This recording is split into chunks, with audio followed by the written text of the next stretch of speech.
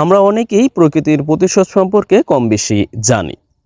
তাহলে এখানে সাবজেক্ট হচ্ছে আমরা অনেকেই, অর্থাৎ আমাদের মধ্যে অনেকেই। তাহলে সাবজেক্ট হচ্ছে মেনি অফ আস, আমাদের অনেকেই। অথবা এখানে সরাসরি উই দিলেও হবে যে আমরা প্রকৃতির প্রতিশোধ সম্পর্কে কম বেশি জানি।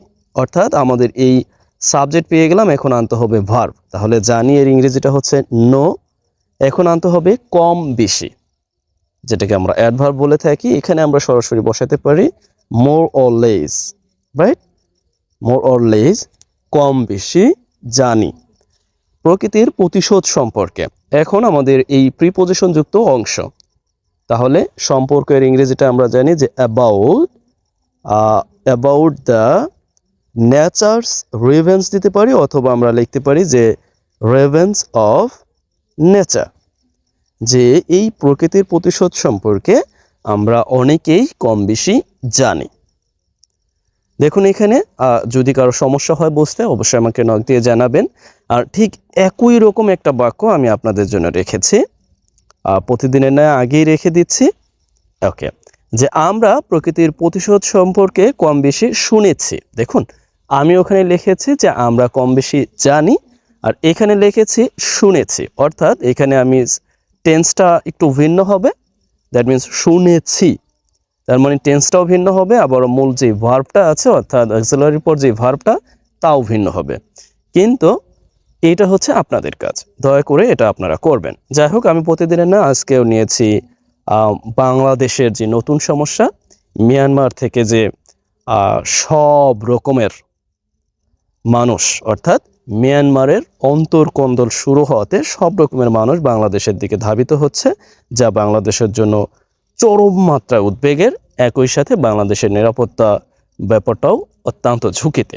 সেই বিষয়টাকে মাথায় রেখে আমি আমার ভিডিওগুলো তৈরি করছি এবং আপনাদের সামনে আমার সামান্য প্রচেষ্টা নিয়ে আসছি। যাই হোক, আপনারা একটু বেশি বেশি কমেন্ট করবেন এবং একটু বেশি বেশি রেসপন্স করবেন, যাতে করে আমার এই ভিডিওগুলো রিচ পেতে পারে। প্রত্যেকের তো আশা থাকে, আমারও তদ্রুপই আশা আছে যেন আমি অনেক মানুষের কাছে পৌঁছাতে পারি আমার এই সামান্য প্রচেষ্টা। তাহলে আমরা শুরু করতে পারি যে এই বিশ্ব 2017 সালে নিরস্ত্র রোহিঙ্গা মুসলমানদের উপর ভয়ঙ্কর অত্যাচার প্রত্যক্ষ করেছিল। তাহলে এখানে সাবজেক্টটা হচ্ছে এই বিশ্ব, রাইট? তাহলে আমরা প্রথমে লিখব এই বিশ্ব, দিস ওয়ার্ল্ড, যে এই বিশ্ব প্রত্যক্ষ করেছিল, অর্থাৎ মানে আমরা যেটাকে এক্সপিরিয়েন্স বলি, মানে যেটা দেখা অথবা উইটনেসড, অর্থাৎ দেখা বা সাক্ষী হওয়া, একই অর্থ করেছিল। অর্থাৎ এটাকে আমরা পাস্টে লিখতে হবে, ভার্বটা আমাদের আনতে হবে পাস্টে। আমরা এই শব্দটাই দিই, চাইলে আমরা অন্য শব্দ দিতে পারবো। উইটনেসড অর্থাৎ প্রত্যক্ষ করেছিল কি, যে 2017 সালে রোহিঙ্গাদের, নিরস্ত্র রোহিঙ্গা মুসলমানদের উপর ভয়ঙ্কর অত্যাচার, অর্থাৎ এখানে হবে যে ভয়ঙ্কর অত্যাচার, এটা হবে হচ্ছে মূল, মানে প্রথমে অবজেক্ট। তাহলে আমরা লিখতে পারি যে ভয়ঙ্কর। তাহলে আমরা এটাকে লিখতে পারি কি, যেহেতু নির্দিষ্ট, সুতরাং সেই সময়ের ঘটনাটা, এই জন্য আমরা আর্টিকেল দিব দা টরিবল, অর্থাৎ বা ডেডলি। আমরা অনেক শব্দ দিতে পারবো ভয়ঙ্করের, মানে এক কথায় হচ্ছে এটার মনে হচ্ছে যে 20-25টা শব্দ হতে পারে, ভয়ঙ্কর, উদ্বেগের, হ্যাঁ, এই ধরনের শব্দ। ওকে, আমি একটাই দিলাম যে টেরিবল। আমরা হরিবল দিতে পারি, টেরিবল, হরিফিক, হরিবার, অনেকগুলো আছে। দ্য উইটনেস দ্য টেরিবল অত্যাচার। তাহলে এই অত্যাচারের ইংরেজিটা হচ্ছে আমরা সাধারণত দিতে পারি হচ্ছে ওকে টিরানি, আমরা টিরানি দিতে পারি। আমরা অনেকে এই টিরানি সম্পর্কে, টিরানি অর্থাৎ অত্যাচার, বা আমরা এখানে অপারেশন দিতে পারি, পরিবার। আপনি এখানে চাইলে এই শব্দটাও দিতে পারেন, চাইলে আপনি অপারেশন দিতে পারেন, বা অন্য অন্য শব্দ দিতে পারেন। দেখুন আমি একাধিক শব্দ কেন আপনাকে সাজেস্ট করি, আমাদের শিখতে হবে, জানতে হবে, কারণ আমরা যখনই কোনো পরীক্ষা বা যে কোনো প্রয়োজনে দেখি যে একাধিক শব্দের ব্যবহার আছে, তাহলে আমরা এটাও ব্যবহার করতে পারি টিরানি, অথবা আমরা ব্যবহার করতে পারি যেটা অপারেশন, পরিবার। টেরিবল টিরানি অপারেশন মুসলমানদের উপর। এখন আমরা আনব প্রিপোজিশন যুক্ত ওয়ান, নিরস্ত্র মুসলমানদের উপর। তাহলে আমরা 1 লিখি, তাহলে আমরা লিখতে পারি যে রোহিঙ্গা মুসলমানদের উপর, তাহলে আমরা লিখব যে রোহিঙ্গা মুসলমান, নিরস্ত্র মুসলমান। তাহলে নিরস্ত্র আমরা লিখব, তাহলে আমরা লিখতে পারি যে আনআর্মড রোহিঙ্গা মুসলিমস। আমরা এইভাবে মুসলিমই লিখি, মুসলিমস, রোহিঙ্গা মুসলিমস। কত সালে? ইন 2017-তে।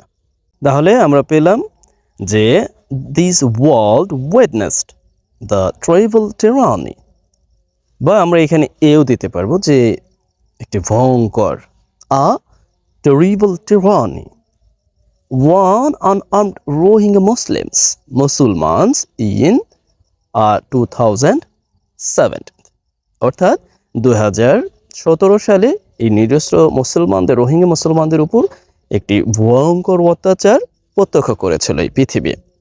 তারপর আমরা দেখি রোহিঙ্গাদের অত্যাচার করতে মিয়ানমার সেনাবাহিনীকে সহায়তা করেছিল বৌদ্ধ সম্প্রদায়ের সাথে স্থানীয় মানুষজন। তাহলে এখানে মূল ব্যাপারটা হচ্ছে বৌদ্ধ সম্প্রদায় এবং স্থানীয় মানুষজন হচ্ছে এখানে সাবজেক্ট, কারণ তারাই কিন্তু সহায়তা করেছিল, আমরা অনেকেই অবগত, রাইট?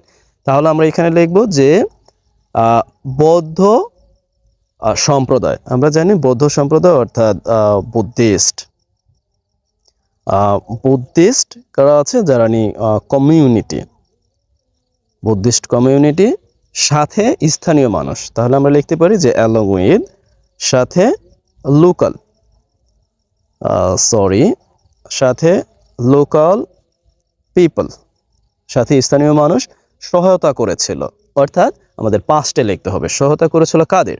সহায়তা করেছিল মিয়ানমার সেনাবাহিনীকে। তাহলে আমরা এখানে লিখব যে মিয়ানমার মিলিটারি অর সোলজার, আমরা যে কোনো একটা দিতে পারবো, সোলজার অর মিলিটারি। আমরা মিলিটারি দিই যেহেতু তারাই আক্রমণটা করেছিল প্রকৃতপক্ষে এই মুসলিমদেরও, অর্থাৎ রোহিঙ্গা মুসলিমদের উপর। তাহলে লোকাল পিপল হেল্পড, সাহায্য করেছিল মিলিটারিদের অত্যাচার করতে। ওকে, তাহলে এই রোহিঙ্গাদের অত্যাচার করতে আমরা এটাকে ইনফিনিটিভে দিব।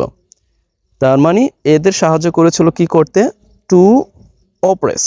আমরা এখানে অপ্রেস দিতে পারি, আরও অনেক শব্দ আছে সেগুলো আমরা দিতে পারি, যে অত্যাচার করতে, রাইট? আমরা সেই সাক্ষী ছিলাম। অত্যাচার করতে কাদেরকে? রোহিঙ্গাদেরকে অত্যাচার করতে। তাহলে অর্থটা দাঁড়ালো যে Buddhist community along with local people helped Myanmar military to oppress Rohingya. Okay, এখন ব্যাপারটা হচ্ছে আপনি চাইলে এখানে ইনফিনিটিভ ফর্ম টু নাও দিতে পারেন, কারণ অনেক সময় যে পজিটিভ ভার্ব হিসাবে এই হেল্পের পরে সাধারণত টু না দিলেও ইনফিনিটিভের অর্থটাই দিবে। দেখুন আমি বলছি এখানে টু দেওয়া যাবে, আবার নাও দেওয়া যাবে, তবে আমরা জানি পজিটিভ ভার্ব মেক এরপরে টু দেওয়া যায় না, তবে হেল্পের পরে টু দেওয়াও যায়, নাও দেওয়া যায়। ওকে, এখানে কিন্তু অর্থটা দিচ্ছে, এই টু এরই অর্থটা দিচ্ছে যে অত্যাচার করতে, সেই অর্থটাই এখানে দিবে। তাহলে আমরা লিখলাম যে Buddhist community along with local people helped Myanmar military to oppress Rohingya, রোহিঙ্গাদের অত্যাচার করতে এই যে স্থানীয় বৌদ্ধ এবং সাথে লোকাল মানুষ সাহায্য করেছিল। অর্থাৎ আসলে ওদের তো ম্যাক্সিমামই বৌদ্ধ, লোকাল মানুষ না বলাটাই উচিত, ওদের বৌদ্ধ, ওরা সবাই মিলেমিশে মোটামুটি বলা যায় যে লেখার ক্ষেত্রে আমি লিখলাম এবার। কিন্তু মিয়ানমারের মানুষ যারা রোহিঙ্গাদের অত্যাচার করতে সহায়তা করলো, নিজ দেশের সেনাবাহিনীর দ্বারা তীব্র অত্যাচারের সম্মুখীন হলো, তাও এই পৃথিবী দেখছে, রাইট? আমরা কিন্তু সত্যি সত্যি দেখেছি যে এই যারা বুদ্ধিস্ট, যারা রোহিঙ্গা মুসলমানদের অত্যাচারে প্রচণ্ড রকম মানে উৎসাহ নিয়ে সেনাবাহিনীকে সহায়তা করলো, সেই সেনাবাহিনী আবারও নিজ দেশের মানুষ অর্থাৎ বৌদ্ধ সম্প্রদায়কে প্রচণ্ড রকম চাপের মধ্যে রেখে অত্যাচার করে দেশ থেকে কি বিতাড়িত করেছে অনেককে। যাই হোক, সেটাও কিন্তু আমরা আবার দেখলাম। এবার আজকে আমি আর অনুবাদ করব না, কারণ সঙ্গত কারণেই আমি অনুবাদ করতে চাচ্ছি না। এবার আমি জাস্ট একটু পড়ে দিচ্ছি যে আবারও সময় এসেছে এই সেনাবাহিনীর করুণ দৃশ্য দেখার, যা সেই দেশের বিদ্রোহী গ্রুপগুলো করতেছে। অর্থাৎ আমরা এটাও দেখতে পাচ্ছি যে সেই দেশের রেবেলস গ্রুপগুলো যারা আছে তারা আবার সেনাবাহিনীর বিরুদ্ধে লেগে পড়েছে। চাইলে বা আপনার সময় ও সুযোগ থাকলে আপনি অনুবাদ করতে পারেন, বা আজকে আমি আপনাকে দিচ্ছি না, জাস্ট আমি আপনাকে জানিয়ে দিচ্ছি। এবার রোহিঙ্গাদের মতোই মিয়ানমার সেনাবাহিনী নিরুপায় হয়ে বাংলাদেশে আশ্রয় নিচ্ছে, কিন্তু এই দেশের মহানুভবতা তাদের রক্ষা করতে আবারও প্রস্তুত। অর্থাৎ আমাদের যে সহমর্মিতা বা আমাদের যে জয়শীলতা তাদের রক্ষা করতে আবারও প্রস্তুত হয়ে দাঁড়িয়েছে। তবে আমরা সেই অসহায় অবৈধ ইসরায়েলি মানুষের ইতিহাস ভুলে যাব না, যারা আশ্রয়ের নামে একটা দেশ ফিলিস্তিনকে গ্রাস করেছিল। আমি বারংবারই এটা বলে থাকি। পরিবার, আমার একটু কাজও আছে, যার কারণে আমাকে দ্রুত শেষ করতে হচ্ছে। তাহলে আপনাদের কাজ হচ্ছে দুইটাই, একটা প্রথমে আমি দিয়েছি, আরেকটা কাজ হচ্ছে বাংলাদেশ এবং ইন্ডিয়ার উচিত মিয়ানমার সেনাবাহিনীকে সাহায্য না করা। এইটা হচ্ছে আপনার কাজ। আর আমি প্রথমে একটা কাজ দিয়েছিলাম, সেটাও আপনি করবেন। আবার এটাও করবেন যে বাংলাদেশ এবং ইন্ডিয়ার উচিত মিয়ানমার সেনাবাহিনীকে সাহায্য না করা। আমি যে অংশটুকু অনুবাদ করিনি, দয়া করে টেক ইট ইজি, এবং আমি আরেকদিন সময় পেলে আমি আপনাদের অবশ্যই দেখিয়ে দিব। আজ এ পর্যন্তই। ভালো থাকুন। Best wishes for you.